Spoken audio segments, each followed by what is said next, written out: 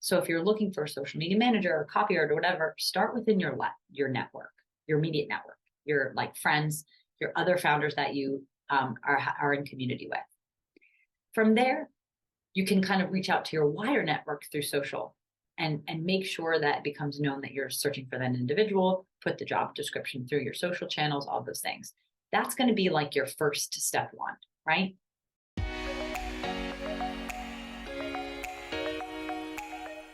Hello, and welcome to this week's episode of the Marketing for Startups podcast. Today, we're talking about team. How do we find great people? How do we retain great people? I'm going to walk you through my 3-step process for getting stellar team members that drive ROI, that are loyal, that are growth-minded. I'm going to walk you through exactly what I do to find awesome people. And let's dive into it.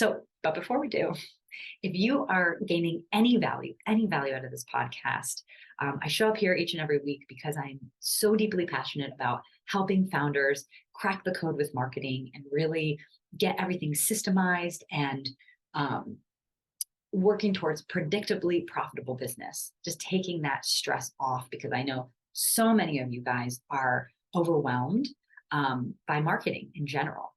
So if this is you and you're gaining any value out of this podcast, it would mean the world to me if you could like, share, subscribe, review. It really helps me to reach more people.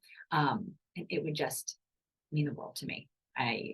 Sometimes you're like here alone recording and you don't know what the impact is. So if you can rate and review this, it really shows me that I'm putting out content that you're enjoying. So it would mean so much. All right, let's talk about the 3 ways we're going to find awesome people. Okay, so what's the problem? Let's start kind of with the problem. Why can't we find great people in marketing? There's a couple things. What I've seen recently is that, first of all, like everyone and their mother is excited to be working in marketing. And this could be good or bad. So for example, anytime that I've put like a job description up on LinkedIn, I get hundreds of people responding, which is incredibly overwhelming.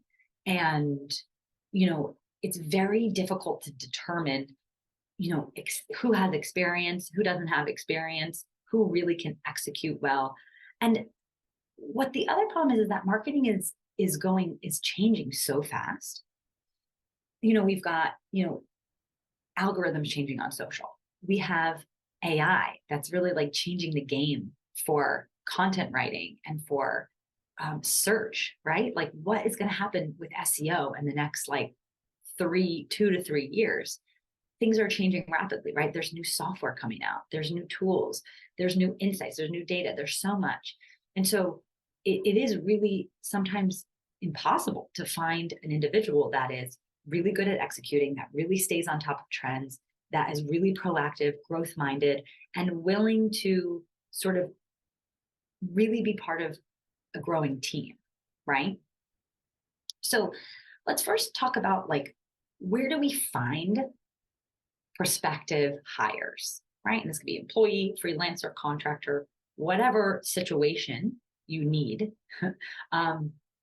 These suggestions are going to help you. Okay. So, and then we're going to figure out how to qualify them. Okay. So where do we find great people? So I always start within my network, 100%. I always have found much better results asking around to people that can vouch for others. So if you're looking for a social media manager or copywriter or whatever, start within your network, your immediate network, your friends, your other founders that you are in community with. From there, you can kind of reach out to your wider network through social and make sure that it becomes known that you're searching for that individual, put the job description through your social channels, all those things. That's going to be like your first step one, right? From there, I really have had great success with online job portals like Upwork, Fiverr. Honestly, I've found fantastic people here. And what's really great about these platforms is that you can see people are rated, they're reviewed. You can see a lot of times portfolio, and you can kind of engage with folks on those platforms and see if there's a personality fit and see how responsive they are. So that would be like my next level. So once you get outside the network, to kind of explore those kind of platforms, these freelancer platforms. Okay, so I said Upwork, Fiverr. There's another one called Toptail. There's also one called Market Hire. So all of these are great places to find good people and that first step outside your network. And then going back to the idea of in your network, ask existing team members, right? So if you currently are working with anyone like to help execute anything in your business, ask that current team for suggestions, which is really great. And then last but not least, you can find some great folks working in inside agencies. Agencies I utilize a lot, especially for specific tasks. So I don't like using agencies for like that marketing manager kind of position that's doing like a little bit of everything, right? Because a lot like that marketing assistant, it's not usually very useful to do an agency. But if you're trying to do something specific, like running ads on a specific platform or doing something for your website or like an SEO project or something like that, it's really useful to tap into agencies, because sometimes or usually you can find agencies that are wholly focused on executing that one thing. And so they do that one thing really well. So utilizing agencies is also another option. So this is where I'm kind of gathering my candidate pool. Okay, so I'm sharing that job description. The job description needs to be really clear, really, really well written. And the job description should have not just what the job description is, what is the job, but also, you know, what qualifications you're looking for, and also something about your business and your culture, right? Because you want to attract the right people. So you want to make sure that there's a good introduction to who you are, who your business is, what the culture you're building is like, right? That's going to help you attract the right person. So once you have like a candidate pool, and the process is for any position I'm hiring, my minimum is to find 3 great choices, 3. And I don't like to go much more than 5, right? So 3 to 5, but at least 3 that you're going to shake out from all these resumes and inquiries that you get. And you're going to put them into a test project. So a mentor once taught me this phrase: I don't work with you until I've worked with you. And this has been really, really useful for me as a person that always am hiring and suggesting people to founders in my network, the founders that I mentor through the Sales and Marketing Growth Accelerator. You know, I have this community of folk that are always looking for great people. And so I always say, run a test project. So what is a test project? A test project is a way for you to engage with that candidate in a deeper way.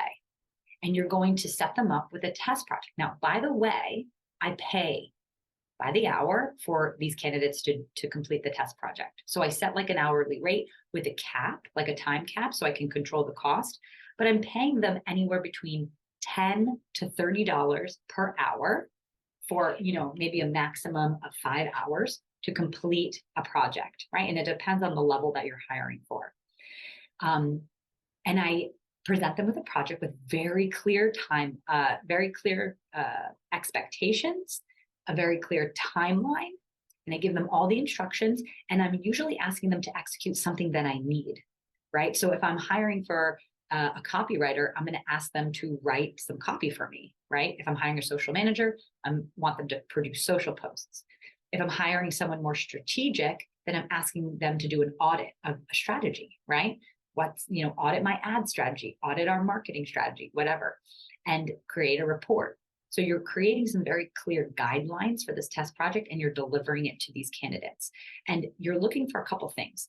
Besides the outcome, right, the work produced, I also want you to be paying attention to, is that candidate being communicative if they have questions? Do they need too much handholding? Did they follow the instructions? Were they responsive, right? So you're going to get a sense, and usually the test project is 1 to 2 weeks for them to complete it. Usually it's like 10, I usually say 10 days, right? From the time they're presented, the project guidelines to the time it's delivered. And then they need to get on a call with you and present the project, right? Explain what they did, why they did it, and sort of, you can see through that kind of presentation how their mind works, any struggles, did they really get it, right? All this is going to be so valuable to you. And then you can make an informed decision, right? Then you're going to kind of rate each one of these test projects and the person, and then you're going to get to come out hopefully with a clear winner. And if you don't come out with a clear winner, what I do is you go back to the drawing board and you get another pool of 3 to 5 and you put them through. And it may feel tedious, especially since in startup world, it seems like everything's always on fire. But I'm telling you that it will save you so much time, energy, and effort and capital in the end if you put more time into this upfront recruiting process to find the right person. Because hiring is expensive, right? What's really expensive is if you kind of get into contract with someone and they are working with you for 6 months and they don't produce anything and they're not a good fit, and then you're back to the drawing board and you wasted all that money paying them whatever their retainer or that project fee is for the duration of their project, and you don't have the outcome that you wanted. So you're 3 months setback or 6 months setback. That's not what you want to be in that position. So if you heard the phrase like hire slow, fire fast, this is what they mean by hire slow, right? In marketing, so useful to do test projects, okay? So now you found this great person, okay? You want to, and you invested a lot of time in finding this great person. So the third stage of my process here is creating and being very conscious to intentionally create an engaging and thriving atmosphere for my teams, okay? And I want you to do the same. So how do you foster a positive work environment? Well, you make sure that you are managing outcomes and not individuals, right? You want to create an environment where your team has autonomy over their time and the work that they do. You're not micromanaging them, right? So you're giving them that freedom to execute how they want and that creativity, and you are managing the outcomes that they produce, right? This is going to make your team member feel valued, right? That you are appreciating their intelligence, that you are trusting them. All of this is really going to help build that bond between you and that team member, right? You want to empower them, right? And then you want to foster this environment of growth and support. And you can do that by having one-on-ones with those team members once a month. Just being there for a meeting to support them, asking about what's going on in their personal life, ask if they need any support or resources to get the job done that they need to get done, right? Also promoting good work-life balance, right? Being keen to not just acquiesce to every single request. If someone, paying attention if someone's sort of too focused on their personal life, right? There has to be a balance. But again, on the other side, we don't want to drive this culture of, work all the time and no rest, right? And the last two things. First, you want to make sure that you lead by example. So you actually walk the walk that you're telling your team to walk, right? You're going to set the pace. And then last, this is probably the most important one, set very clear goals and expectations. So a lot of times, especially when we're first building our team, we kind of expect way too much out of our team members. And then we get very disappointed, right? Because when they don't deliver the results that we want, because we're just maybe have unrealistic expectations. So we want to make sure that we set those expectations very clearly, that they are realistic, setting very clear goals. Because a lot of team members, they don't perform because they simply are unclear on exactly what the outcome should be, right? And especially in marketing, we're just putting on so much responsibility onto folks' plate. And people, when they want the job, they kind of say yes to everything, even if it's not their skill set, right? They may be very good at social media management. They may not be great at copywriting, for example. So we need to be paying attention to where folks are really struggling and where they're really achieving. And then make sure that the right person's on the bus to do the right thing. That's our responsibility. And doing all of that stuff is really going to foster a strong team. And last but not least, offer growth experiences, growth opportunities for your team. So a lot of times, we're hiring, especially when we're first growing our team, we're hiring more junior folks. And so helping them to, buying them courses, getting them coaching if they need it, getting them consultants if they need it, right? If you're not ready to invest in maybe you're an executive team, then being conscious of giving your more junior team the support they need to do the job that they need to do well. And I'll put that in sort of with a caveat. As you're growing your team, it's really important to think of the 80-20 rule. It's okay if 80% of your team is kind of green and new and growth minded and want to learn. But you do have to be conscious at some point of having that 20% of folks in your business that actually have been there, done that, right? That actually know how to execute and get the results. That combination of having, and it may be the form of consultants or fractional executives or mentors or advisors that come in to help kind of rise the tide for all of the boats in your organization, all of the team members, right? Having someone that is filling in the gaps of the skills that you don't have, that's going to make your team feel supported, because a lot of times, especially in startup world, it's like we're asking so much of these green, new, inexperienced team members, and they really want to do well. They just simply don't have the mentorship. They simply don't have the skills yet, and they need to learn. So these are kind of the 3 phases that I go through. I kind of hone in on the greatest place to pull from, that pool, right?